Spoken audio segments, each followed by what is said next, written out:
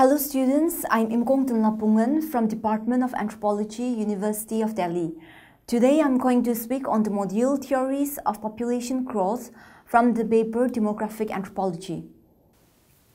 Well, the learning objectives of the module are to understand the various theories proposed in the context of population growth.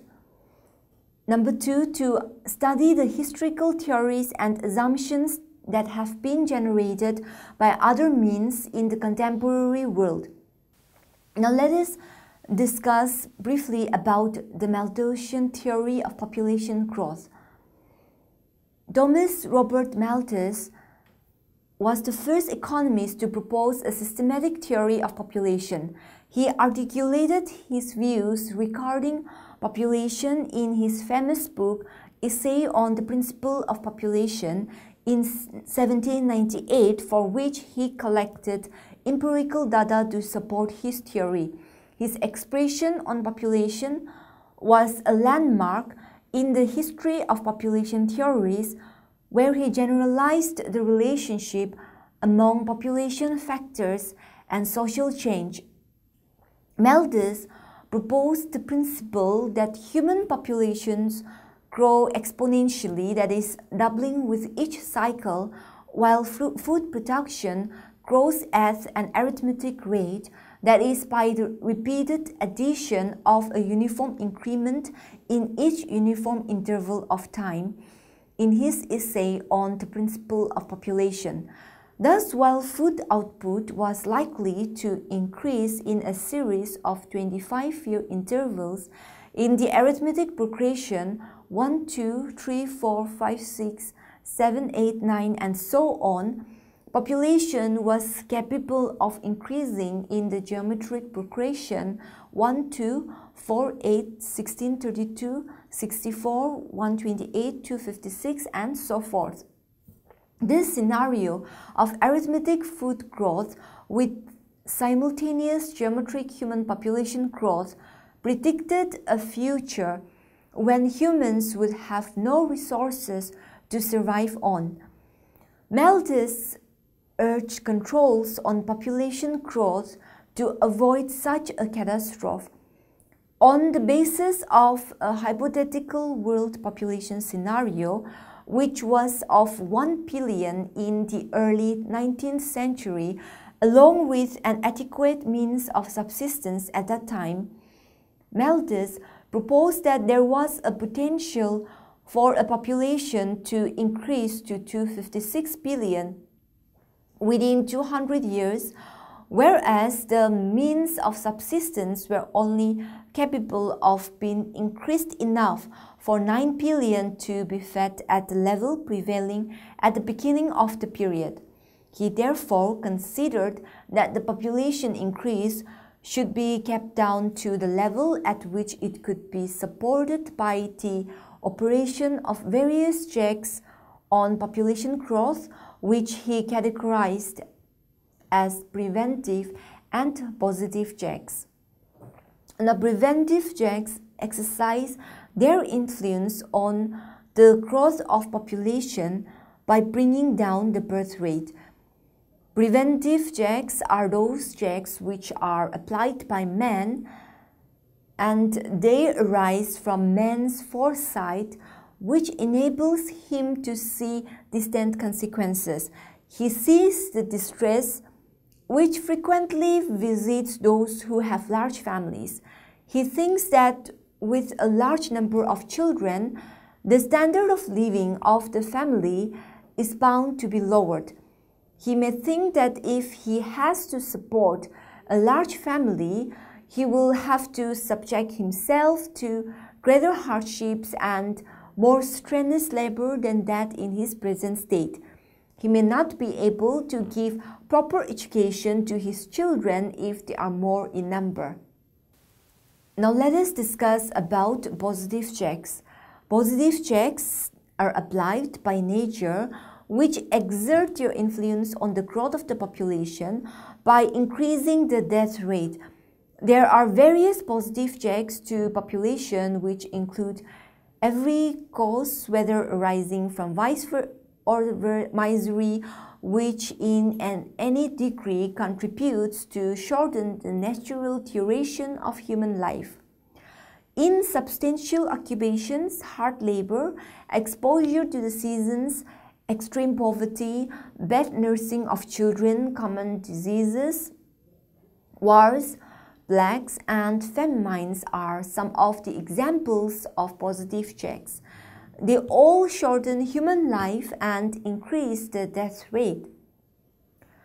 Malthus recommended the use of preventive checks if mankind was to escape from the impending misery.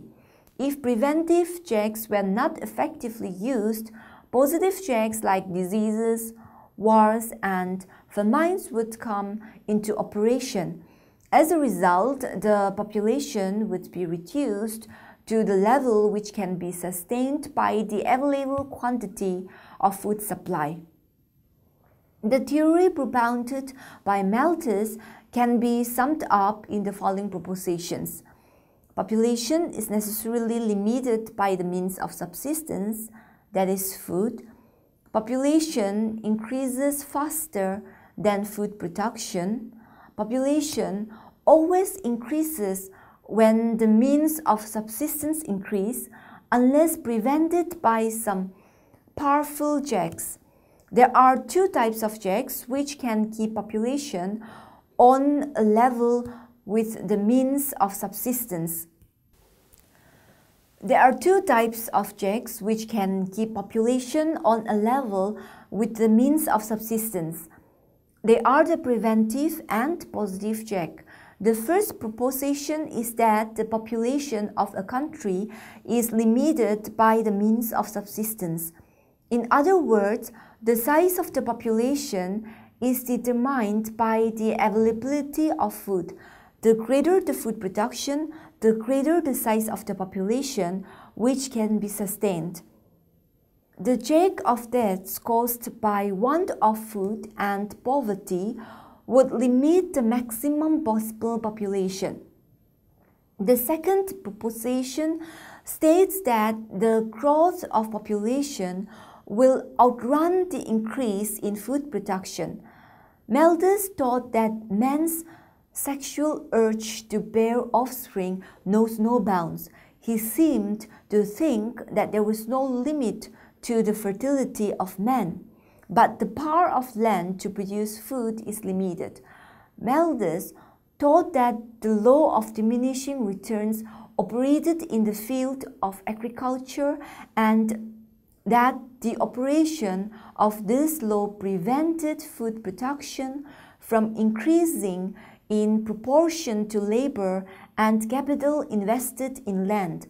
According to the third proposition, as the food supply in a country increases, the people will produce more children and would have larger families. This would increase the demand for food, and food per person will again diminish. Therefore, according to Malthus, the standard of living of the people cannot rise permanently. As regards the fourth proposition, Malthus pointed out that there were two possible checks which could limit the growth of population, that is, preventive and positive checks. Now let us discuss about the criticism of Malthusian theory. The theory proposed by Malthus has been a subject of keen controversy, and it was criticized on the following grounds. It is pointed out that Malthus's pessimistic conclusions have not been borne out by the history of Western European countries. Population has not increased as rapidly as predicted by Malthus. On the other hand, production has increased tremendously because of the rapid advances in technology. As a result, living standards of the people have risen instead of falling as was predicted by Malthus. It was Malthus who asserted that food production would not keep pace with population growth owing to the operation of the law of diminishing returns in agriculture. But by making rapid advances in technology and accumulating capital in larger quantity, advanced countries have been able to postpone the stage of diminishing returns. By making use of fertilizers, pesticides, better seeds, tractors, and other agricultural machinery, they have been able to increase their production greatly. In fact, in most of the advanced countries, the rate of increase of food production has been much greater than the rate of the population growth. Malthus compared the population growth with the increase in food production alone. He should have considered all types of production in considering the question of optimum size of population. Malthus held that living standards of the people cannot rise in the long run above the level of minimum subsistence, but living standards of the people in the Western world have risen greatly and stand much above the minimum subsistence level. There is no evidence of birth rate rising with the increase in the standard of living. Instead, there is evidence that birth rates fall as the economy grows. People now, they began to care more for maintaining a higher standard of living rather than for bearing more children. The wide use of contraceptives in the Western world brought down the birth rates. This change in the attitude towards children and the wide use of contraceptives in the Western world has falsified Malthusian doctrine. There was no proof of his assertion that population increased exactly in geometric progression and food production increased exactly in arithmetic progression. It has been rightly pointed out that population and food supply does not change in accordance with this mathematical series. Growth of population and food supply cannot be expected to show the precision or accuracy of such series. Dobbs Doubleday's tide theory. Let us discuss about this tide theory. Now, Dobbs Doubleday, a social philosopher and an English economist, expressed his views on various natural laws which govern population. According to him, population increase will be less when the quantity of food supply is greater. Doubleday divided the society into three groups. The first group includes those who are in a state of affluence and are well supplied with luxuries. Their number is on constant decrease, while the number of those who are engaged in mental or physical activities and are living busy life is on the increase. The second group consists of the poor people who have less supply of food. Their number is increasing rapidly. In other words, the constant increase in population is found in the group where people are worst supplied with food. This happens in all societies. The third group has those people who form the mean and median between two opposite states and who fall under the average income group, and those who are tolerably well supplied with good food or who get a normal diet and to not overwork and yet are not idle. Their number is stationary. Now let us discuss about Jose de Castro's protein consumption theory. Castro accepted the findings of R.J. Solankar, who conducted experiments on rats in 1920. In this experiment, Solankar found that with the increase in protein consumption in diet, the fecundity will decrease and it will increase with low protein content in the diet. His experiment led to the following conclusions. When 10% protein was given to a female rat, per mated female rat gave 23.3 birds. When 18% protein was given to each female rat, per mated female rate gave 17.4 birds. When the quantity of protein was increased to a level of 22% to each female rate, the birds per mated female rate reduced to 13.8 birds. Through these experiments, Castro came to the conclusion that the fatness is affected by the consumption of protein, and it increases with the protein-rich diet, which leads to lower fertility. Moreover, this concept of Castro is similar to the double days diet theory that the food supply influences the rate of population increase. According to Castro, people or societies are blamed for the high birth rate in the poor countries, which is not proper. For this, the people of affluent societies should be blamed, as no steps to improve the standard of living of their people, nor have they made attempts to provide good food, and provision of good food was made by imperial or the colonial powers. Such a vicious cycle of consumption of imbalanced food, less protein intake, leading to the increase in the capacity to produce more children goes on. Castro reflected on the issue with reference to India, that out of the total number of children born in India, almost 50% suffer from starvation and die before they reach the age of marriage. On the basis of data for different countries relating to the association of fertility with the consumption of protein, Castro concluded that in 1952, 2/3 of the world population experienced chronic hunger, that is, malnutrition, disease, or early death. Now let us discuss about Michael Thomas Sadler's destiny theory. Michael Thomas Sadler, an economist and a British social reformer, was born in 1780. He was a contemporary of Malthus. His ideas about population in his book, The Law of Population.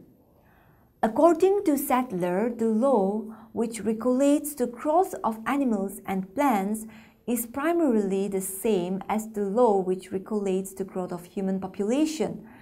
He was of the opinion that the fecundity of human beings is in the inverse ratio of the condensation of their numbers. Moreover, the fertility rate decreases with the increase in the density of population. In the agriculture-based or pastoral countries where the density of population is low, the fertility rate of the population becomes high.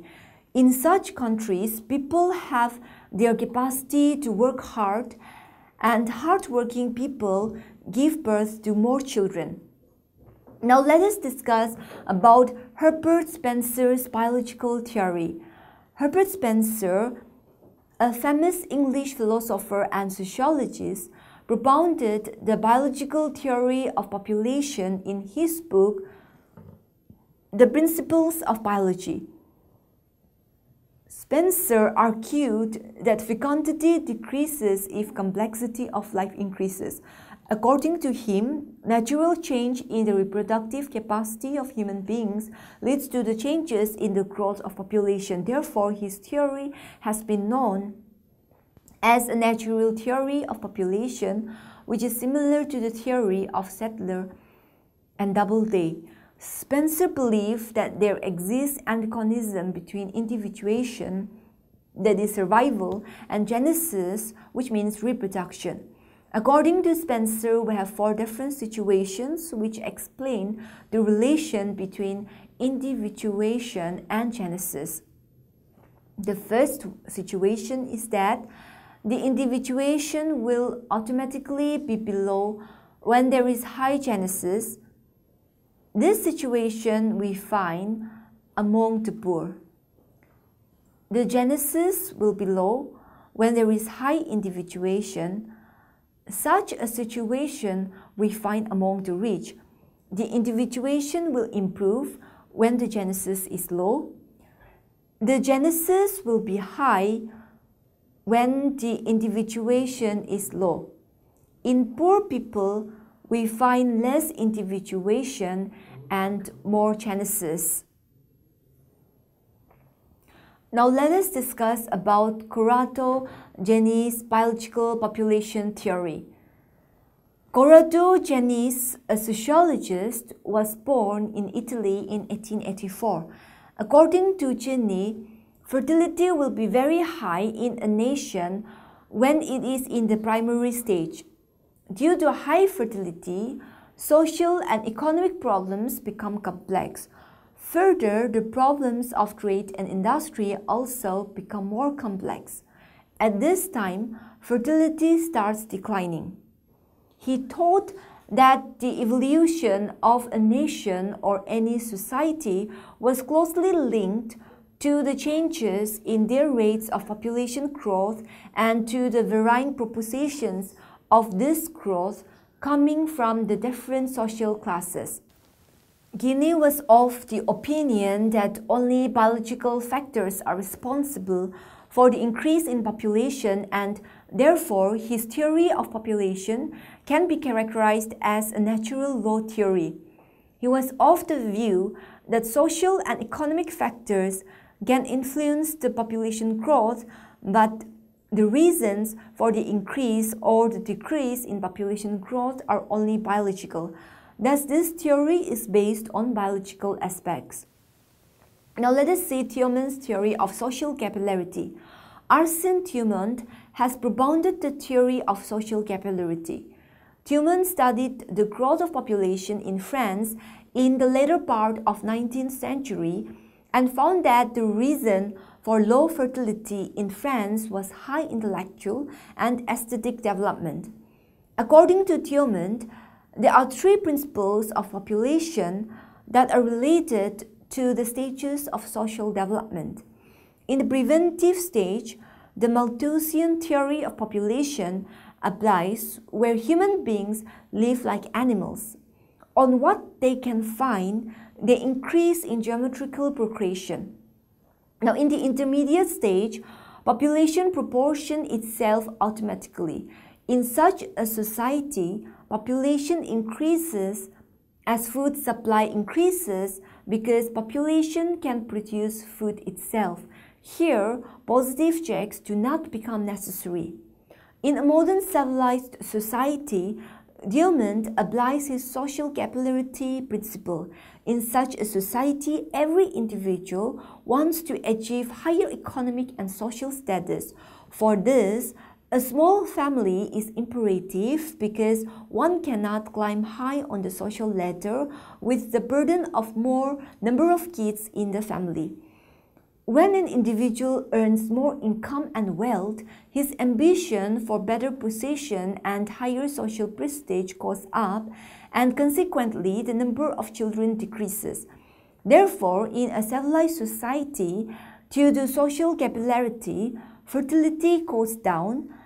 It also decreases when people migrate to cities from rural or backward areas.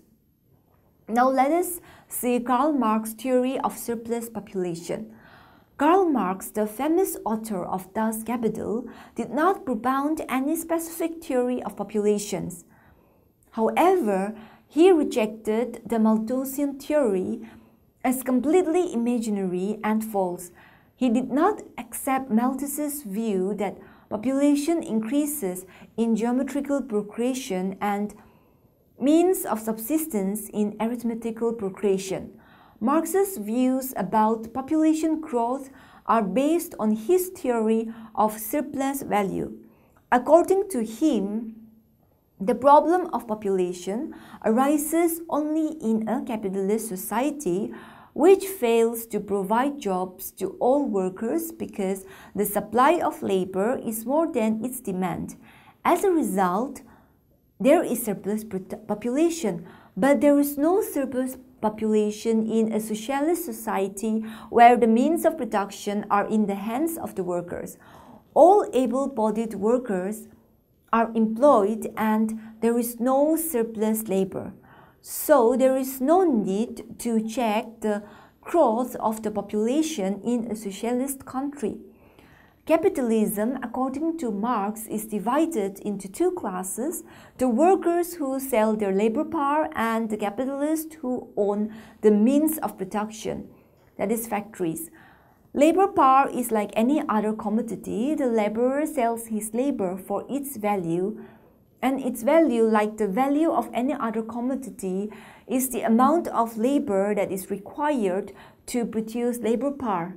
In other words, the value of labor power is the value of the means of subsistence, that is, food, clothing, housing, etc., which is necessary for the maintenance of the laborer. This is determined by the number of hours necessary for its production. But the value of commodities necessary for the subsistence of the laborer is never equal to the value of the produce that laborer produces. If a laborer works for 10 hours a day, but it takes him 6 hours labor to produce goods to cover his subsistence, he will be paid wages equal to 6 hours labor. The difference worth 4 hours labor goes into the capitalist pocket in the form of profit. Marx calls this unpaid work surplus value.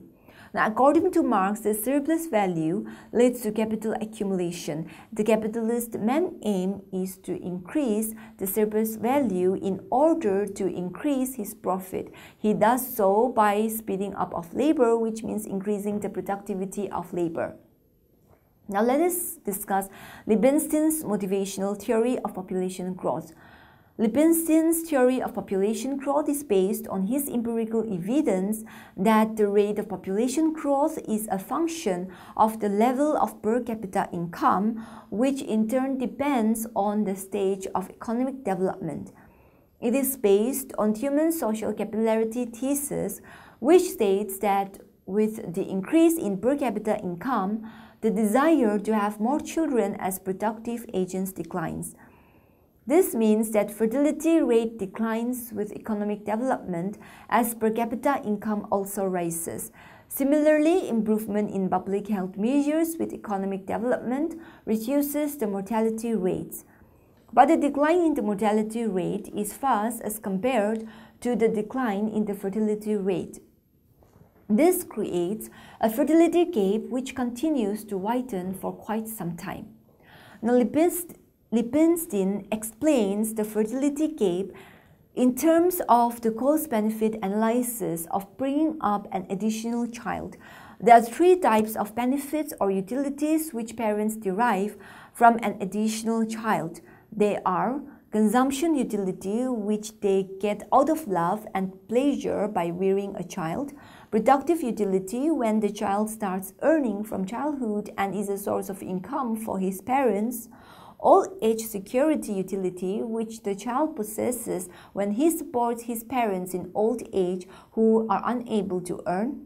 The costs of bringing up an additional child are of two types, that is, direct and indirect. The direct costs relate to the expenditure on feeding, clothing, education, etc.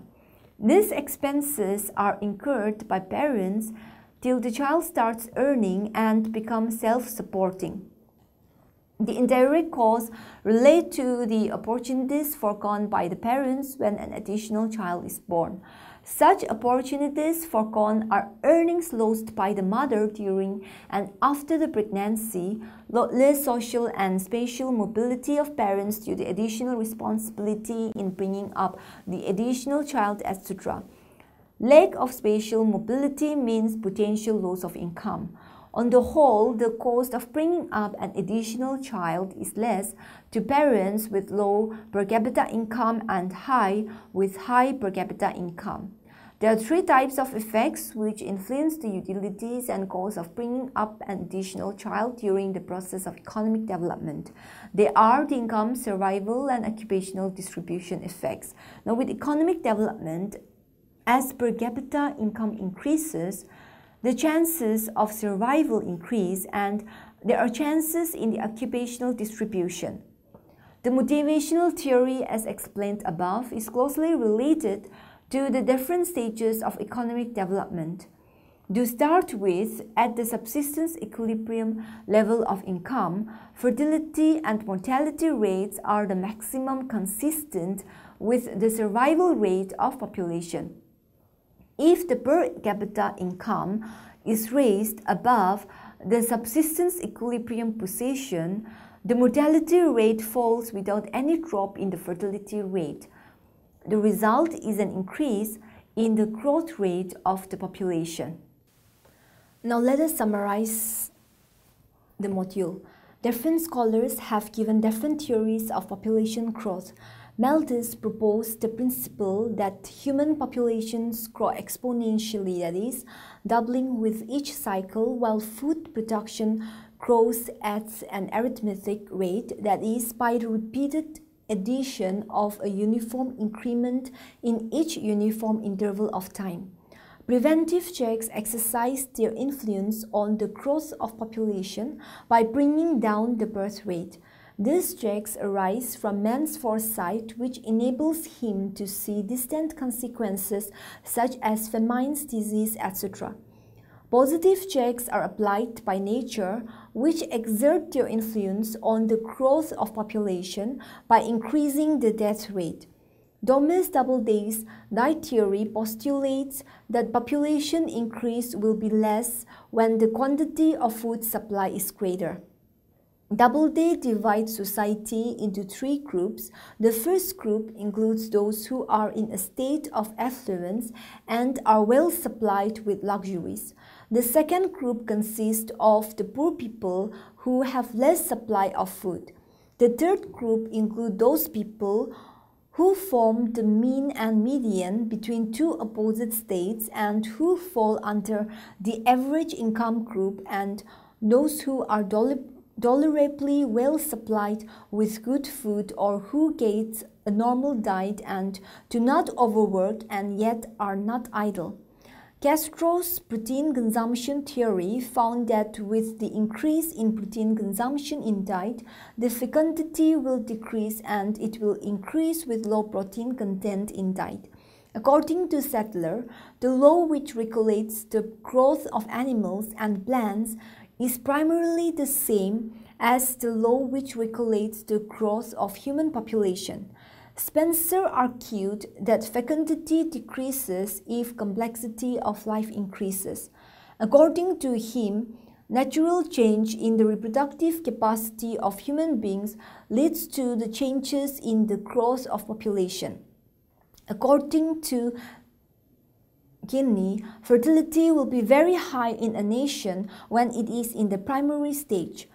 Duman's theory of social capillarity states that when an individual earns more income and wealth, his ambition for better position and higher social prestige goes up and consequently the number of children decreases. According to Karl Marx's theory of surplus population, the problem of population arises only in a capitalist society which fails to provide jobs to all workers because the supply of labor is more than its demand. Libenstein's theory of population growth is based on his empirical evidence that the rate of population growth is a function of the level of per capita income, which in turn depends on the stage of the economic development. Well, that's all for this module. Thank you so much for listening.